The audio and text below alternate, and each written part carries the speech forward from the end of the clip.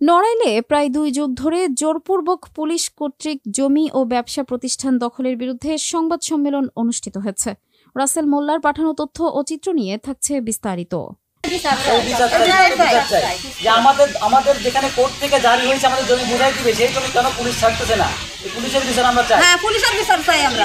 আমাদের জমি আমরা চাই। নড়াইলে ২ যুগ ধরে জোরপূর্বক শেখহাটি পুলিশ ক্যাম্প কর্তৃক জমি ও ব্যবসা প্রতিষ্ঠান দখলের অভিযোগ করে বাংলাদেশ ও পুলিশের বিরুদ্ধে সংবাদ সম্মেলন হয়েছে। ২৯ ফেব্রুয়ারি শনিবার সকাল ১১টার দিকে শেখহাটি পুলিশ ক্যাম্প চত্বরে এই কর্মসূচি অনুষ্ঠিত হয়।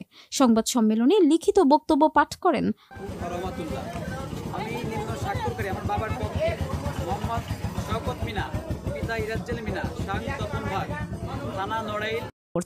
প্রায় ২ যুগ ধরে পুলিশের হয়রানির শিকার হয়ে বিভিন্ন আদালতে ঘুরতে ঘুরতে আর্থিকভাবে নিঃস্ব হয়ে গেছি।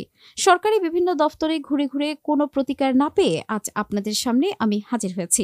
এ সময় উপস্থিত ছিলেন শওকত মিনা, মানিক মিনা, নাইমুল ইসলাম, শাহিন মিনা, মিনাজ সর্দার, রফিকুল ইসলাম মনা সহ আরো অনেকে।